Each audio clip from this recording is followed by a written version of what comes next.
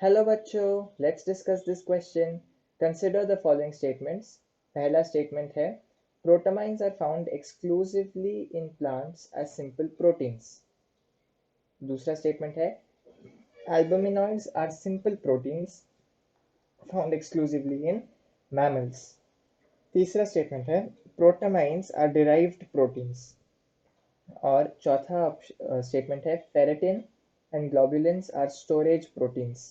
Choose the option containing correct statements. A 1 and 3, B 1, 2 and 4, C 2 and 4 या D 2, 3 and 4. इस question को solve करने का जो की कॉन्सेप्ट है वो एक्चुअली है आपके टाइप्स ऑफ प्रोटीन्स और उनके एग्जाम्पल्स. टाइप्स ऑफ प्रोटीन्स और उनके एग्जाम्पल्स. यदि हम प्रोटीन्स की टाइप करें तो वो तो तीन तरह के होते हैं. एक होता है आपका सिंपल प्रोटीन. सिंपल प्रोटीन क्या होता है? आपका जो चेन ऑफ पॉलीपेप्टाइड है उसे हम सिंपल प्रोटीन कहते हैं. दूसरा होता है आपका डिराइव्ड प्रोटीन. डिराइव्ड प्रोटीन क्या होता है? डिराइव्ड प्रोटीन एक्चुअली वो प्रोटीन्स होते हैं जो एक लार्जर प्रोटीन से तोड़ के बनते हैं.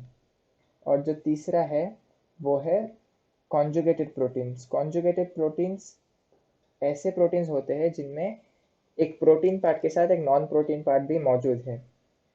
तो देखिए, यदि सिंपल प्रोटीन तो एक पॉलीपेप्टाइड चेन है. डिराइव्ड प्रोटीन एक्चुअली क्या है? प्रोटीन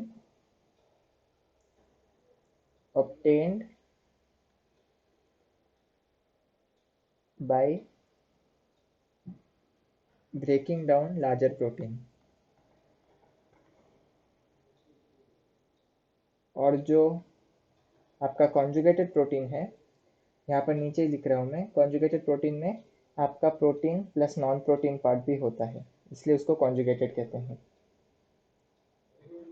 तो चलिए हम सारे स्टेटमेंट्स को एक बार फिर से एनालाइज करते हैं. पहला स्टेटमेंट कहता है protamines are found exclusively in plants as simple protein. से बिल्कुल सही है. एक्चुअली आपने पढ़ा होगा कि डीएनए को स्टेबलाइज करने के लिए एनिमल्स में हिस्टोन्स होते हैं. हिस्टोन्स वैसा ही एक दूसरा टाइप ऑफ प्रोटीन्स है जिन्हें हम प्रोटामाइन्स कहते हैं, और ये सिंपल प्रोटीन्स होते हैं. तो ये पहला स्टेटमेंट बिल्कुल सही है. चलिए दूसरा स्टेटमेंट देखते हैं.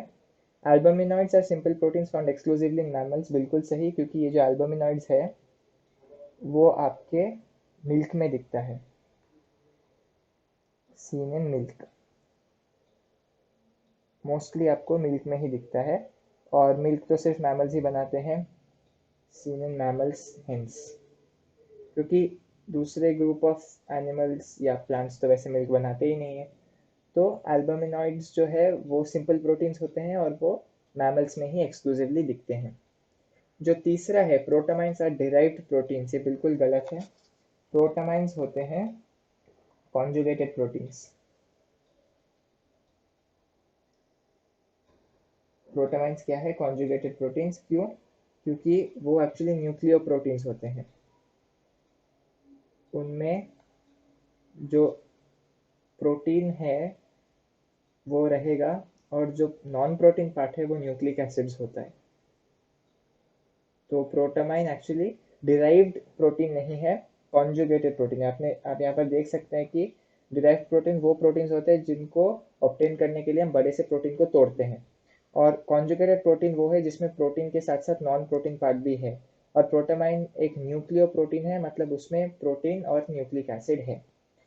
और जो चौथा स्टेटमेंट है वो है ferritin and globulins are storage protein. ये बिल्कुल सही है. आपका जो फेरेटिन है, फेरेटिन एक प्रोटीन होता है ब्लड में. Protein in blood that stores iron.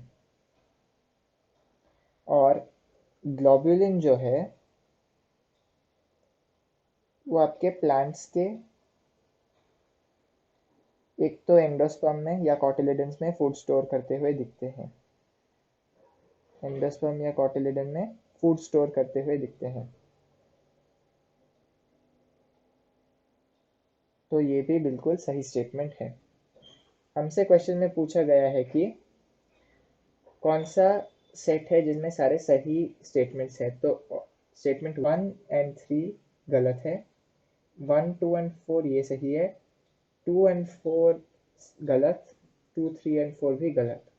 So the correct option to this question is option B, 1, 2 and 4. Hope you have understood it well. All the best.